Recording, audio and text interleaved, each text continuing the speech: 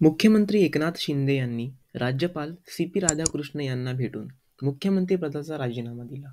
राज्यपालांनी राजीनामा स्वीकारून नवीन मुख्यमंत्र्यांची नियुक्ती होईपर्यंत शिंदे यांना काळजीवाहू मुख्यमंत्री म्हणून नियुक्ती करत असल्याचे पत्र त्यांना सुपूर्द केले.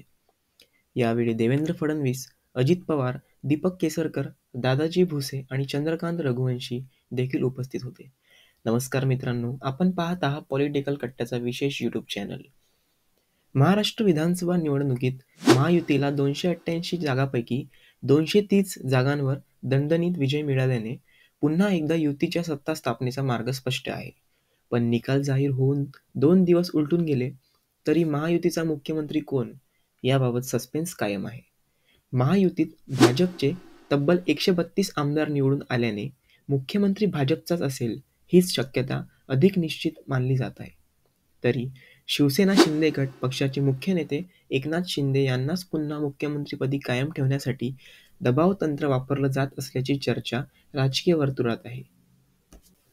तर दुसऱ्या बाजूला भाजपचे राज्यातील काही नेते, आमदार आणि अजित पवार यांच्यासह राष्ट्रवादी काँग्रेसमधील अनेक नेत्यांनी देवेंद्र फडणवीस यांना मुख्यमंत्री करण्याची मागणी केली आहे.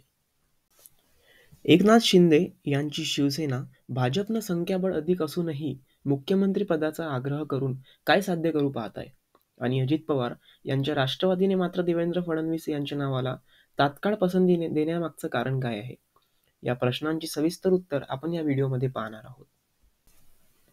एकीकडे भाजपचे नेते 132 आमदारांच्या संख्याबळानुसार मुख्यमंत्री आपलाच होणार असून देवेंद्र फडणवीस यांच्या नावासाठी आग्रह दिसून येत आहे. तर दुसरीकडे मुख्यमंत्री एकनाथ शिंदे यांच्या शिवसेनेकडून मात्र शिंदे यांनाच मुख्यमंत्रीपदी कायम ठेवावं यासाठी मोर्चेबांधणी केली जात आहे.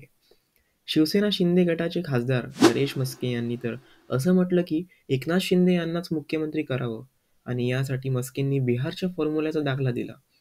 नरेश म्हस्के म्हणाले, बिहारमध्ये संख्याबळ कमी असताना देखील नितीश कुमार यांच्या गळ्यात मुख्यमंत्रीपदाची माळ घातली गेली. त्याचप्रमाणे एकनाथ शिंदेंना मुख्यमंत्रीपद जाहीर केलं जाईल असा आम्हाला ठाम विश्वास आहे. तसंच शिवसेना शिंदे गटाच्या कार्यकर्त्यांकडून मंदिरात साकडे आणि महिला कार्यकर्त्यांकडून महाआरती सुद्धा आयोजित करण्यात येत आहेत. या संदर्भात बोलताना शिवसेनेचे प्रवक्ते राहुल लोंढे सांगतात, विधानसभा निवडणुकीत एकनाथ शिंदे हे महायुतीचा चेहरा होते. त्यांच्याच कॅप्टनशिप खाली महायुतीने निवडणूक लढवली आणि मोठ्या बहुमताने जिंकली. त्यांनी राज्यात मुख्यमंत्री माझी लाडकी बहीण योजना आणली. याच लाडक्या बहिणींनी महायुतीच्या पारड्यात भरभरून यश टाकले. याचे पूर्ण श्रेय महायुतीचे कॅप्टन म्हणून एकनाथ शिंदे यांना जाते. म्हणून तेच मुख्यमंत्री असावेत ही आमची इच्छा आहे. निवडणुकीचा निकाल लागल्याच्या सलग 2 दिवसांपासून भाजपच्या नेत्यांकडून देवेंद्र फडणवीस यांनाच मुख्यमंत्री करावं अशी प्रतिक्रिया समोर येत आहे. तसंच फडणवीस यांचं सरकारी निवासस्थान सागर या ठिकाणी राज्यातील आमदार, मंत्री आणि नेत्यांनी भेटी घ्यायला सुरुवात केली आहे. गेल्या 2 दिवसात राज्यातील भाजपचे आमदार नारायण राणे, मंत्री राधाकृष्ण विखे पाटील अशा अनेक नेत्यांनी फडणवीस यांची भेट घेतली. तर आमदार प्रवीण दरेकर, राहुल नार्वेकर, प्रसाद लाड, गिरीश महाजन अशा अनेक भाजपच्या नेत्यांनी देवेंद्र फडणवीस हेच मुख्यमंत्री होणार असल्याची भावना व्यक्त केली आहे. प्रवीण दरेकर म्हणाले, भाजप हा सगळ्यात मोठा पक्ष म्हणून पुढे येतोय.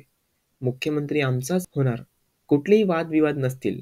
भाजपा मोठा पक्ष म्हणून पुढे असल्याने स्वाभाविकपणे भाजपचाच मुख्यमंत्री होणार, तर आमचे देवेंद्र फडणवीसच महाराष्ट्र राज्याचे मुख्यमंत्री होतील असे वाटते.